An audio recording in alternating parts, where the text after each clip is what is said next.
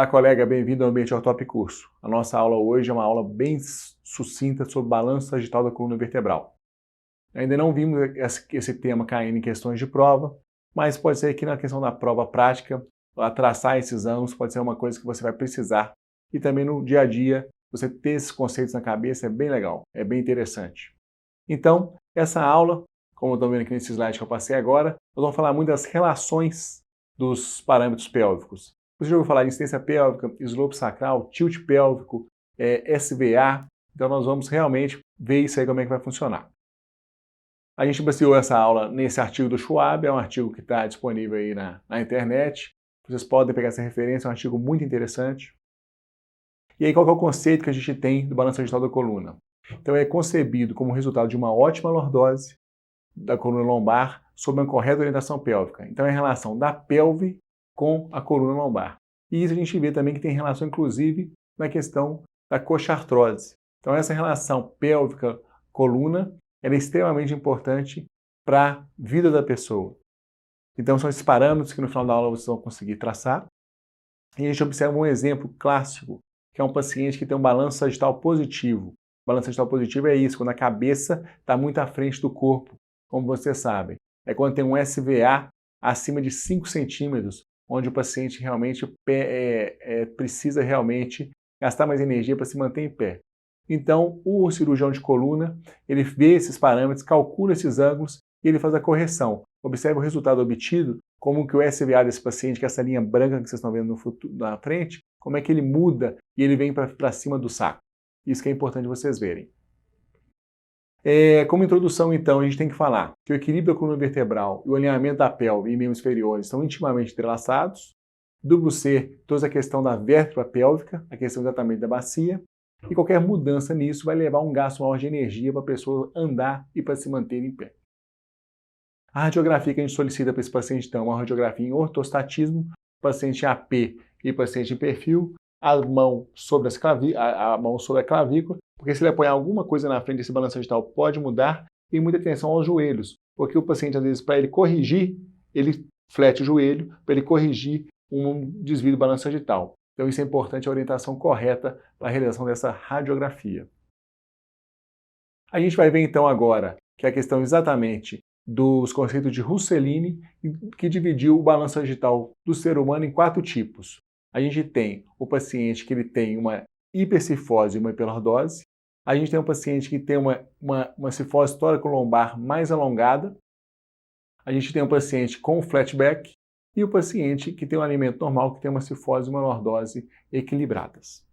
E qual que é essa questão de equilíbrio? Qual que é os valores que a gente tem para o nosso paciente? Então a gente sabe que o valor normal de uma cifose torácica varia em torno de 45 graus no homem e 42 graus na mulher, e na questão da lordose, 61 graus no homem e 58 graus na mulher. Então essa é a relação harmônica que existe entre cifose torácica e lordose lombar. O parâmetro que eu falei com vocês do SVA. Então o SVA é o tanto que a nossa cabeça é projetada para frente da região posterior de S1. Nosso SVA, ele varia entre 0,5 mais ou menos 2, isso é o parâmetro normal, e SVA acima de 5 centímetros é onde a gente observa que o paciente tem maior gasto de energia e piora da qualidade de vida. Ele é calculado, como você não consegue observar a questão do mento, ele é calculado colocando o ponto médio de C7. Perfeito? Então são parâmetros que eu estou falando para vocês relembrarem, isso está na apostila definido e escrito. Então quais são os parâmetros que nós vamos realmente calcular? Igual você calculou o ângulo de Cobb na escoliose, você vai calcular então agora do balanço sagital. Então o primeiro parâmetro que você tem que saber é a incidência pélvica. A incidência pélvica, ela é o quê? Igual a impressão digital do indivíduo. Passou os 12, 13 anos de idade, a incidência pélvica não muda. Esse ângulo é um ângulo constante. E como é que ele é calculado? Você passa uma linha entre o centro das cabeças femorais e aí você leva essa linha até o platô de S1, no centro dele, e uma perpendicular ao platô de S1. Então o ângulo entre a perpendicular de S1 e essa linha que sai do centro das cabeças femorais é igual à incidência pélvica e ela é imutável e varia de indivíduo para indivíduo.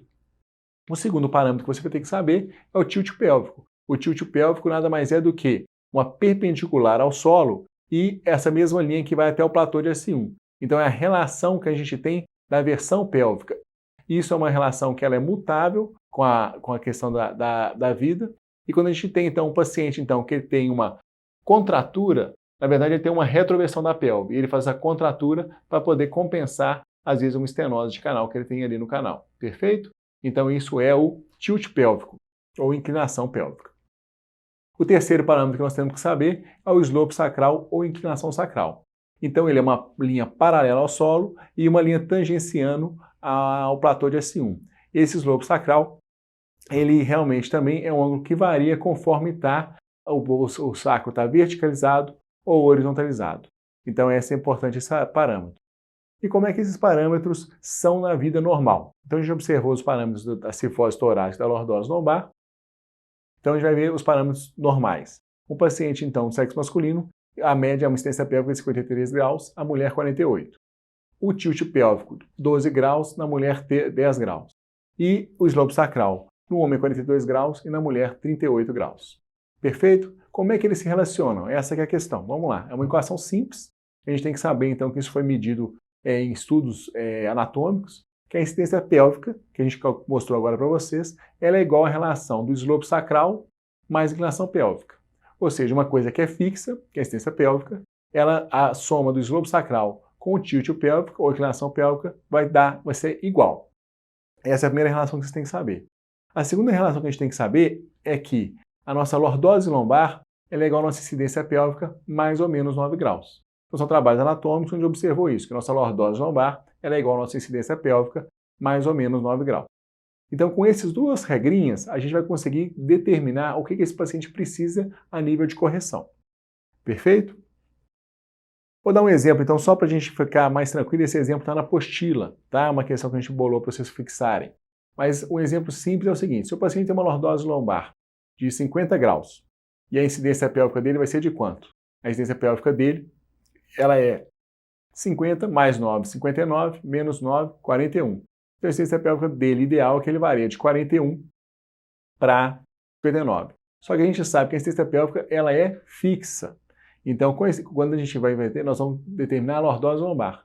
Então, o paciente que tem aquele exemplo, uma lordose de 20, uma incidência pélvica de 45, a gente vai fazer a diferença e vai saber quanto que ele está precisando para corrigir, para chegar dentro dos parâmetros pélvicos aceitáveis e no balanço sagital aceitável para esse paciente. Beleza? Joia!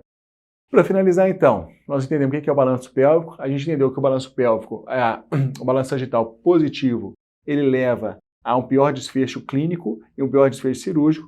E agora a gente estudou como é que são as relações que a gente tem que calcular para a gente conseguir saber o quanto que nós vamos ter que calcular. E aí quais são os princípios do tratamento, que eu acho que é isso que tem que saber. O que a gente tem que fazer? Então o que a gente observa? Observa esse quadro então. A nossa lordose lombar então, ela é igual a incidência pélvica mais ou menos 9. Como é que eu faço para aumentar a lordose lombar?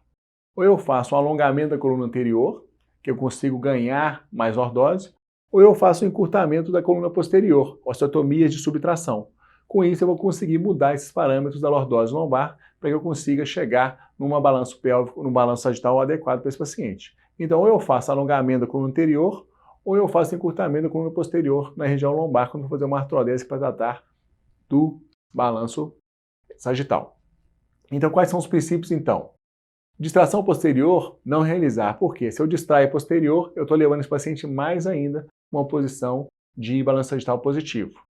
Dar importância ao balanço sagital, ou seja, vai artrodesar 1 ou 2 níveis, ficar atento para você não artrodesar esse paciente em cifose, artrodesar esse paciente retificado. Então sempre pensar que cada vértebra tem sua importância no balanço sagital. Manter a relação de 2:1 da lordose lombar e cifose torácica. Então a lordose lombar 2 vezes maior do que a cifose torácica. É importante você ter esse conceito na sua cabeça. Sempre moldar bem as hastes em lordose. Então sempre é melhor você ter mais lordose lombar do que pouca lordose lombar. Proteger vacitas adjacentes para que a gente não tenha doenças adjacentes e cifoses PJKs, né? Cifoses adjacentes à artrodese. E colocar o suporte anterior sempre que for instrumentar L5, proteger colocando o suporte anterior. E se for instrumentar S1, proteger colocar a fixação em ilíaco. Então são 2 parâmetros que a gente sempre tem nisso. Você vai em L5, coloca a instrumentação anterior, coloca o suporte anterior. Se você vai em S1, protege a instrumentação indo até o ilíaco. São 2 coisas da parte prática que às vezes vocês podem guardar isso aí, mas não tem tanta aplicação na questão de concurso. Então, alongamento da coluna anterior. Observa essa figura aí, essa senhorinha aqui do lado. Você observa como é que a cabeça dela está desalinhada em relação ao sacro, ao S1 dela. Observa como é que o SVA dela é um SVA importante. O que é essa vozinha? Esse é um outro exemplo, é só um caso mais ainda do que essa senhorinha. Observe como é que esse SVA é lá na frente, como é que essa cabeça está lá na frente. Então, o que a gente pode fazer para poder corrigir? Então, são as técnicas de alongamento da coluna anterior da lordose. Então, o que você faz? São exatamente os queixos laterais e extremos laterais ou os queixos anteriores, onde eu vou dar um aumento da coluna anterior, com isso eu vou conseguir ganhar lordose para essa paciente. Lembrar sempre na questão exatamente do plexo lombosacro, que cada nível a gente tem que tomar cuidado com como nós vamos entrar, se vai ser lateral, nas teclas laterais, ou nas teclas oblíquas, ou na tecla anterior. Então, primeiro princípio é tratar balanço sagital positivo, alongamento da coluna anterior. Segundo princípio para tratar, encurtamento da coluna posterior. Quais são as osteotomias que tem? Então a gente tem a osteotomia de Smith-Petersen, e aí alguns falam que é a correção de 10 a 15 milímetros, 10 a 15 milímetros isolada, na verdade é 10 a 15 graus, desculpa, o slide está errado. O encurtamento da coluna posterior, a gente pode fazer a osteotomia de subtração pedicular, onde a gente vai ter uma correção até de 34 graus, nesse paciente, e a gente tem também as osteotomias de ressecção vertebral, onde a gente consegue correções ainda maiores, mas com um nível de sangramento muito grande. Perfeito, gente. Então eu queria trazer para vocês exatamente isso, que então os princípios do tratamento do balanço sagital é encurtamento da coluna posterior ou alongamento da coluna anterior. Perfeito? Qualquer coisa, isso está na apostila com um pouquinho mais de detalhe, acho que valeu a pena dar essa pincelada para vocês. Muito obrigado.